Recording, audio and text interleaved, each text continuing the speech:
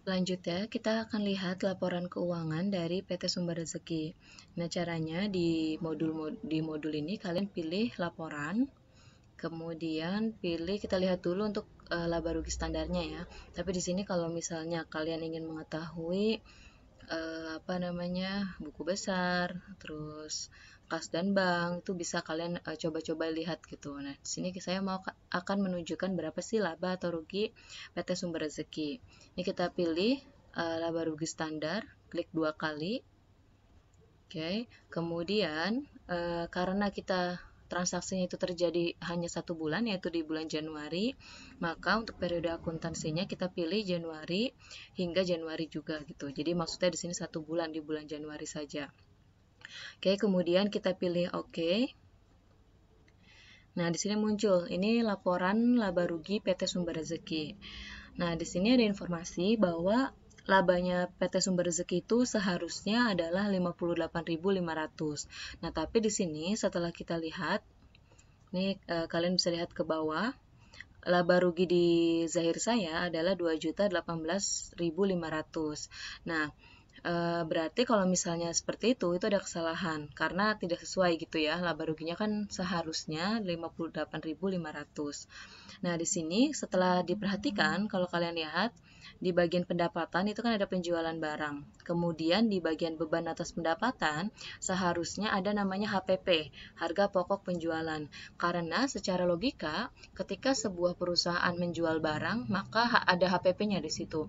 Mau itu pakai FIFO, LIFO, atau overage sekalipun, pasti ada beban untuk harga pokok penjualannya di sini. Sedangkan di sini nggak muncul nih, berarti ada kesalahan ketika kita melakukan penjualan barang atau mengalokasikan HPP-nya itu dialokasikan ke akun yang mana gitu. Nah, kalau gitu kita benarkan dulu yang laba ruginya. Ini kita close dulu ya. Kita close. Kemudian yang pertama dilakukan adalah kita edit dulu kelompok barangnya. Nah, caranya itu adalah kita lihat di setting.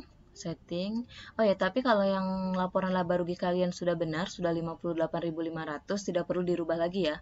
Ini hanya kalau misalnya laporan laba rugi kalian itu tidak sama gitu. Bukan 58.500 dan akun HPP-nya itu tidak muncul. Kita lihat di sini saldo awal persediaan.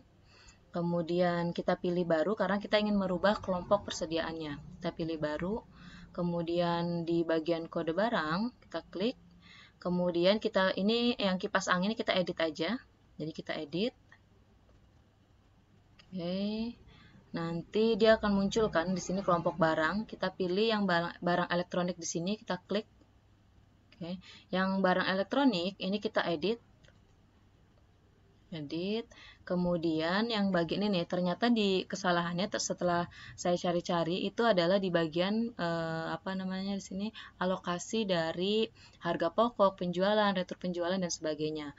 Nah, ini kan pada pertemuan-pertemuan sebelumnya saya itu mengacu di buku. Ternyata di buku sepertinya ada kesalahan dan dia itu seharusnya untuk yang harga pokok itu bukan persediaan barang dagang. Oke, sebentar kita ganti.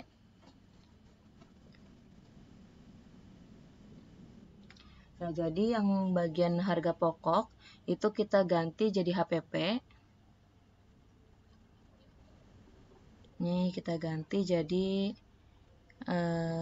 harga pokok penjualan. Oke. Kemudian untuk yang bagian penjualan, ini tetap penjualan barang, ini penjualan barang dagang, dan di bagian persediaan, ini persediaan barang dagang. Jadi yang dirubah ini adalah harga pokoknya ya. Harga pokoknya itu kalian rubah menjadi harga pokok penjualan. Jadi pakai akun HPP. Karena kalau misalnya kayak gini ini menunjukkan bahwa harga pokok dari penjualan barang tersebut dialokasikan ke akun HPP gitu, bukan persediaan barang dagang.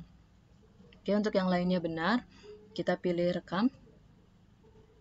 Nah, di sini ada konfirmasi untuk menyesuaikan kode akun di semua produk dalam kelompok ini.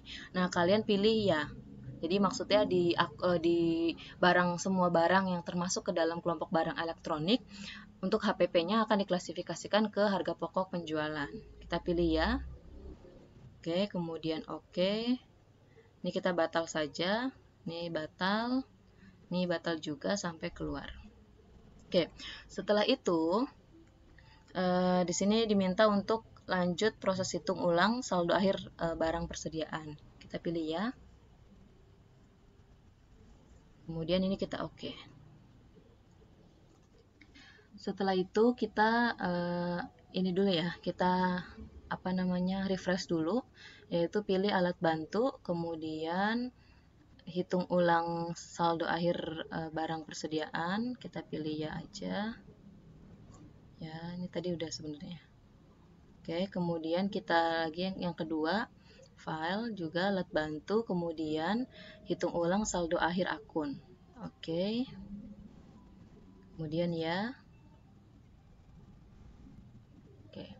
Nah, setelah itu tadi kan kita sudah ganti ya kelompok barangnya. Nah, kita cari transaksi-transaksi yang sudah dilakukan yang melibatkan adanya HPP, yaitu HPP itu muncul ketika perusahaan itu melakukan penjualan, baik tunai maupun kredit. Nah, makanya kita cari nih, dari 12 transaksinya PT Sumber Rezeki, ternyata ada dua transaksi penjualan,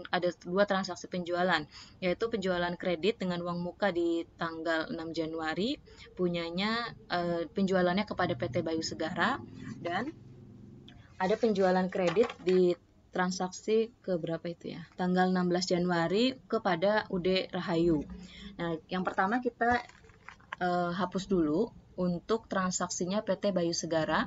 Caranya itu di bagian penjualan, kemudian karena dia ada piutang, ada uang mukanya, berarti kita hapus dulu pembayaran utang usahanya yang Bayu Segara, yang ini ada uang muka penjualan PT Bayu Segara, kita klik kanan, kemudian hapus.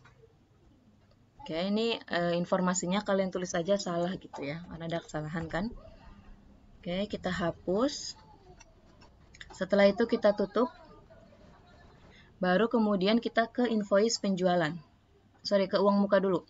Uang muka penjualan kita hapus. Ya, kita hapus.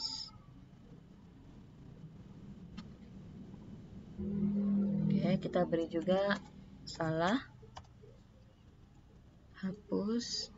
Kemudian baru di bagian invoice penjualannya yang Bayu Segara, ini dihapus juga. Cara menghapusnya itu kalau di bagian invoice penjualan, kita unpost dulu. Unpost. Ini salah. Unposting. Kemudian baru kita hapus. Salah. Kemudian hapus. Oke. Kemudian yang Udah Rahayu juga nih, karena kan Udah Rahayu penjualan ya secara tunai kan. Ini kita unposting juga. Ini kita beri salah.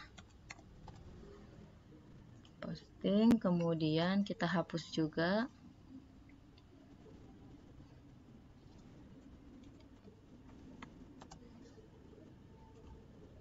Oke. Setelah itu kita tutup.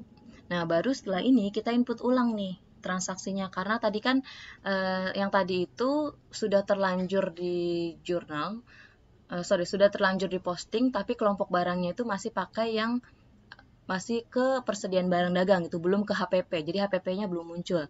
Nah, untuk memunculkannya kita input ulang, yaitu di invoice penjualan, kita pilih baru. Oke. Oh ya, sebelumnya kita masukkan dulu uang mukanya. Di sini uang muka penjualan. Jadi kita input transaksi yang penjualan kredit kepada PT Bayu Segara dulu ya. Kita ulang. Di sini dia melalui kas, pelanggannya pilih Bayu Segara, oke. Kemudian tanggalnya adalah 6 Januari. Jumlahnya 100.000. Oke, kemudian rekam. Dari tanggalnya 6 Januari, di sini bukan 6 Maret. Oke, kita pilih rekam. Setelah itu tutup, baru kita ke invoice. Kita pilih baru. Kemudian pelanggannya PT Bayu Segara. Oke, tanggalnya 6 Januari, kemudian ya ini kosong, kita pilih nomor barangnya, yaitu ada radio FM yang dikirimnya 1, kemudian harga satuannya adalah 75250, 75250, kemudian pajaknya jangan lupa, yaitu VAT 10%. Setelah itu barang kedua, yaitu ada TV 14 inch. Oke, yang dikirimnya 1, harganya adalah 495. Kemudian jangan lupa pajaknya. Oke. Nah, karena ini penjualannya tidak tunai, ini maka tunainya jangan di checklist ya. Yang tunai jangan di checklist. Kemudian tanggal pengirimannya kita tuliskan tanggal 6 Januari juga. Kemudian termin pembayarannya, hari diskonnya 10, hari jatuh temponya 30, dan diskon awalnya 2%. Oke, kemudian salesman-nya di situ ada Rina, marketingnya. Kita pilih Rina, oke. Kemudian nah di sini uang mukanya jangan lupa dimasukkan ya, karena dia ada uang muka 100.000. Oke, kita pilih oke. Setelah itu nilainya udah sama, 527275. Ini udah, tanggalnya udah. Oke, kita pilih rekam. Oke, selanjutnya kita langsung aja input. Ini dibatal dulu deh, biar jelas. Batal. Ini kan tadi Bayu Segara sudah. Kemudian kita tutup, kemudian kita pilih invoice penjualan. Pilih baru. Kita input penjualan ke UD Rahayu.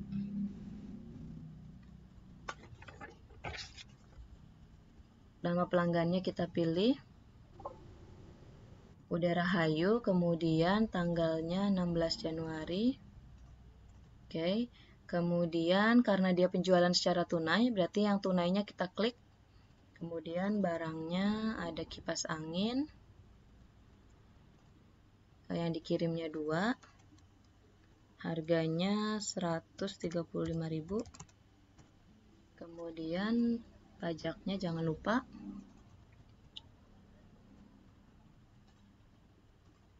Kemudian barang kedua radio FM yang dikirimnya adalah 4, harganya 75250. Kemudian pajaknya jangan lupa dimasukkan 10%. Setelah itu kita tap, kemudian kita masukkan barang ketiga, ada mesin cuci. Jumlahnya 1, harganya 618.250. Oke, setelah itu kita masukkan pajak ya. Kemudian barang terakhir yaitu TV 14 inch.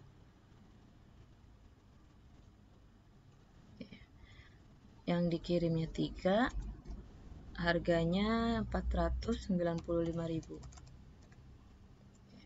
Kemudian VAT-nya 10%. Setelah itu dicocokkan ya. 270, 301, 618.250, 1485. VAT-nya semua. Kemudian tanggal pengirimannya kita samakan saja, yaitu 16 Januari. Kemudian salesman-nya di situ ada Budi. Oke, kita pilih Budi. Oke. Ini tunai 16 Januari. Oke, kemudian kita pilih rekam. Nah, dari sini kita sudah membenarkan ya kesalahan-kesalahannya ya. Kemudian kita coba lihat lagi laporan laba ruginya. Oh ya, sebelumnya kita update dulu deh alat bantu, kemudian hitung ulang saldo akhir tahun. Oke, kemudian kita pilih ya. Kemudian kita hitung ulang juga untuk saldo akhir barang persediaan.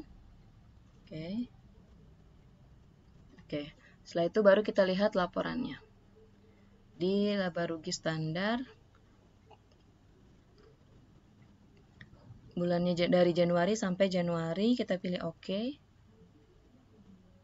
Kemudian di sini sudah muncul HPP-nya nih. Kalau kalian perhatikan, ini ya, jadi penjualan barangnya 3.244.500, kemudian ada HPP-nya 1.960.000. Ini yang kesalahannya itu adalah yang tadi. Jadi HPP-nya itu awalnya tidak muncul, kemudian baru muncul nih. Karena tadi ada kesalahan di bagian kelompok barang, karena awalnya itu saya mengikuti yang ada di buku, ternyata di buku ada kesalahan gitu. Jadi gitu ya, tadi cara membenarkannya bisa kalian tonton ulang. Kemudian kita lihat ini laba rugi kita sudah sama, yaitu labanya adalah Rp58.500. Oke,